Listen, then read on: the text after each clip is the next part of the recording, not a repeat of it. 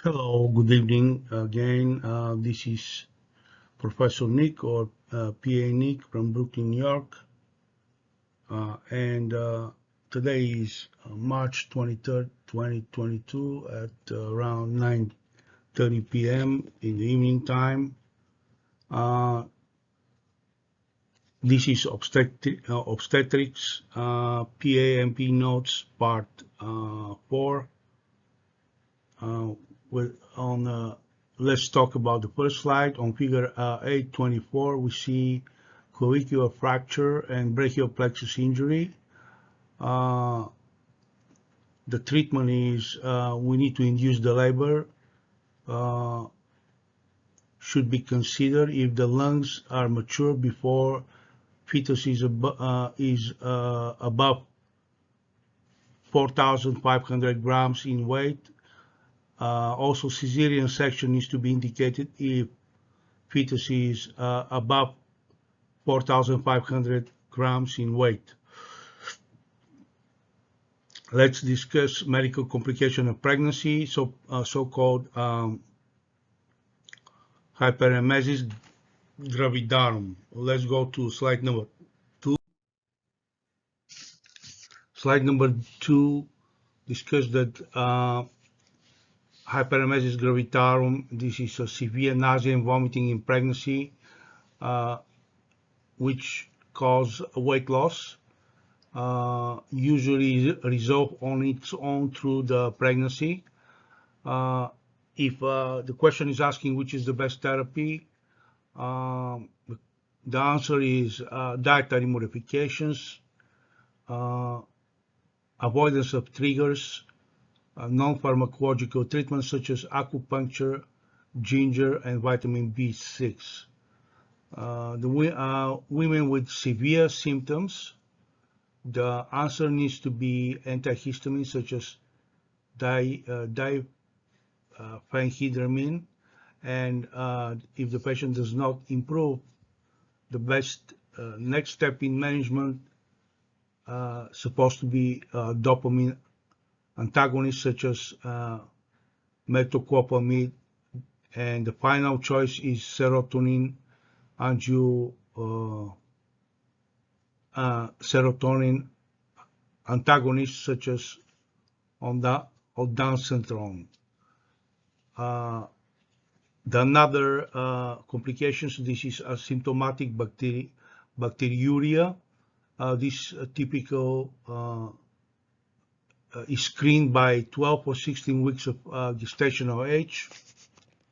If the urine specimen sent for culture returns positive, the patient should be receiving antibiotic treatments even if there is no UTI-like symptoms. Left untreated, asymptomatic bacteriuria will result in preterm birth, low birth weight, and perinatal mortality. The best empiric treatment is nitrofurantoin, amoxicillin, and cephalexin. We need to adjust the treatment according to the culture results. Culture is also the test to cure after treatment. Next complication, this is acute cystitis.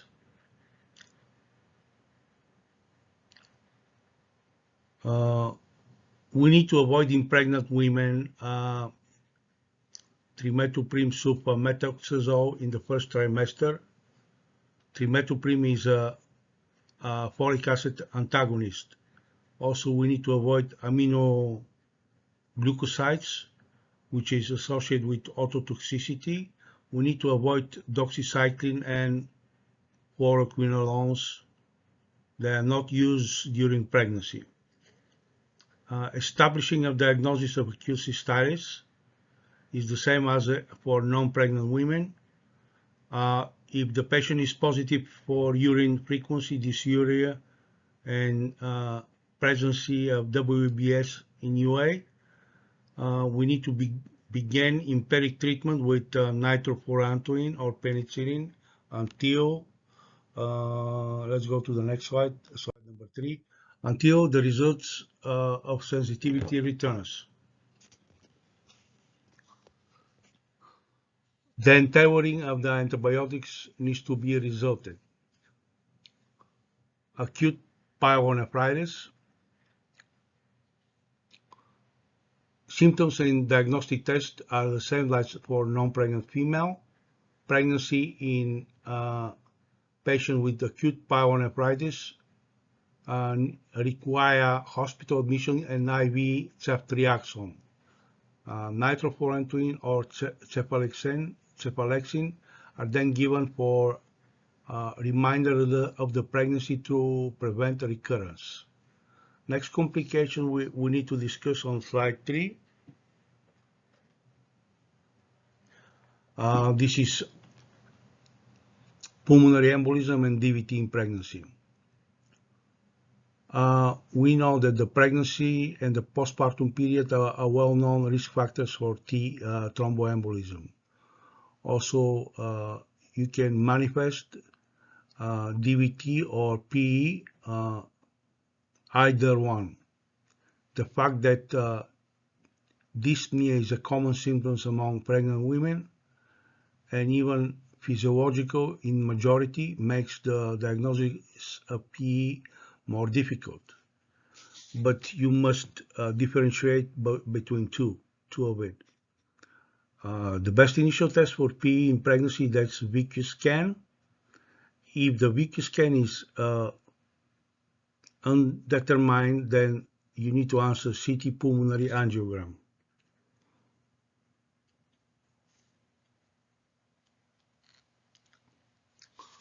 Treatment of PE-DVT is done with low molecular weight heparin, a warfarin, direct thrombin inhibitor, and factor 10A inhibitors are contraindicated in pregnancy.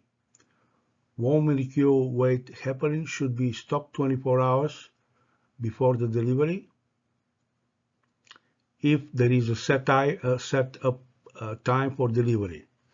Resume 12 hours after the C-section and 6 hours after vaginal delivery and continue for 6 weeks postpartum. Wow. Next is cervical cancer during pregnancy. Cervical cancer is screened via pap smear during pregnancy. If the pap smear is abnormal, treatment is the same as for non-pregnant women. Colposcopy with cervical biopsy needed if the atypical glandular cells, also high-grade squamous intraepithelial lesion is presented or cannot be excluded. While colposcopy is safe in pregnancy under these indications, endocervical curettage should not be performed. Diagnostic tests are otherwise complicated as in non-pregnant patients. If the pregnant patient has invasive disease, she must, let's go to the next slide, slide number 4. She must be decided what to carry the pregnancy to term or terminate. The decision will be guided the patient management. So-called PUPPPP or pruritic urticarial papules and plaques of pregnancy. This is a common rash in pregnancy. PUPPPP presented as erythematous papules within striae that spread outward to form urticarial plaques. It typically occurs in the first pregnancy after the 35 weeks or postpartum and usually resolves spontaneously by 15 days postpartum. The face, the palms, and the soles are spread. All patients with PUPPP have extreme pruritus. Treatment with topical corticosteroids decrease the pruritus. Let's discuss the table here on slide 4, which talks about infections in pregnancy. Toxoplasmosis is caused by Toxoplasma gondii. Diagnosis is done by toxoplasmosis IgM or IgG, and complications are for the infant chorioretinitis, intracranial calcification, and hydrocephalus. Syphilis is caused by Treponema pallidum, which is diagnosed with VDRL or RPR, confirmed with FTA/ABS. And complications are, if acquired early, can cause non-immune hydrops fetalis, vesicular rash, anemia, thrombocytopenia, hepatosplenomegaly, and high perinatal mortality. Late congenital can cause Hutchinson teeth, Saber shin, saddle nose, and deafness. Then we have congenital rubella, which is caused by single-stranded RNA, and diagnosis done by rubella IgM and IgG, and can cause sensorineural deafness, cataracts, cardiac abnormalities. Let's go to slide number 5. Mental retardation, hepatosplenomegaly, thrombocytopenia, and blueberry muffin rash. Then you have herpes simplex virus, which is cause genital herpes. It's diagnosed by HSV culture from vesicle or HSV PCR. It's caused by is causing high mortality, has a high mortality rate, meningoencephalitis, mental retardation, pneumonia, hepatosplenomegaly, jaundice, and petechiae. Also, we have congenital CMV, which is caused by HHV-5 virus. It's diagnosed by CMV, IgM, and IgG, and can have the following complication. IUGR, premature microcephaly, jaundice, petechiae, periventricular calcification, and chorioretinitis. Congenital varicella can be caused by HSV/3. Diagnosis is clinical, and complications are zigzag lesion, limb, hypoplasia, microencephaly, macrophthalmia, and chorioretinitis and cataracts. And you have a congenital Zika. It's caused by mosquito-borne flavivirus. The diagnosis is Zika, IgM, and PCR. Complications are microcephaly, facial disproportion, hypertonia, seizures, irritability, and sensorineural hearing loss. Let's discuss a clinical vignette. We have 29 years old woman, which is G2P1. In her 30th week of pregnancy, presents for a routine prenatal visit. She's saying that she has no real complaints except that her wedding ring is getting too tight. On a physical exam, her blood pressure is 150/100, heart rate is 92, respiration rate is 12, temperature is 99 Fahrenheit. Urine dipstick done in the office reveal Let's go to slide number 6. Review +1 protein. Which of the following is most likely diagnosis? A. Chronic hypertension. B. Gastrointestinal hypertension. C. HELP syndrome. D. Preeclampsia. E. Eclampsia. The answer is D. Preeclampsia is characterized by hypertension, edema, and proteinuria. Eclampsia is preeclampsia with seizures. HELP syndrome is complication of preeclampsia with elevated liver enzymes and low platelets. Chronic hypertension is when you have increased blood pressure that was presented before the patient became pregnant.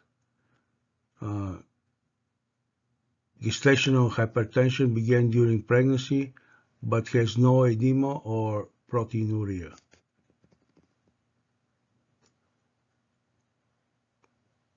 And let's discuss here the hypertension. Could be chronic hypertension and gestational hypertension.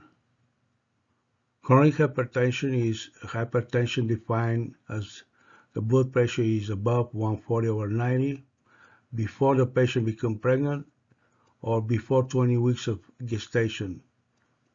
It can may lead to preeclampsia. Treat the patient with methyl-dopa, labetalol, or nifedipine. Gestational hypertension is defined when the blood pressure is above 140/90 that starts after 20 weeks of gestation. There is no proteinuria or no edema. Patient is treated during pregnancy with methyl-dopa, labetalol, and nifedipine. ACE inhibitor or ARBs cause fetal malformations and do not use them in pregnancy. There is a preeclampsia risk factors here which we need to discuss. These are chronic hypertension, renal disease. Let's go to the next slide, which is the last slide. So here there is a clinical tip which states that the only defined treatment for preeclampsia is delivery. So we have two types of preeclampsia: mild preeclampsia and severe preeclampsia. Mild preeclampsia is when the hypertension is over 140/90, proteinuria,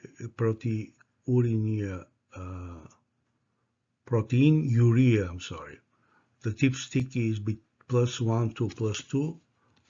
24 hours urine is over 300 milligrams. Edema is on the hands, feet, and face. Mental status changes, there is none.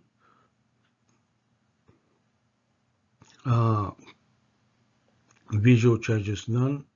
Impaired liver function, none. And for severe preeclampsia, we have hypertension over 160/110. Dipstick is +3. 24 hours urine is more than 5 grams. Edema is generalized. Mental status is changed. Vision is changed, and impaired liver function is also there. Once again, this is Nick, PA. I thank you for your attention. If you have any suggestion or advice, please email me at nickmd1@gmail.com. Thank you.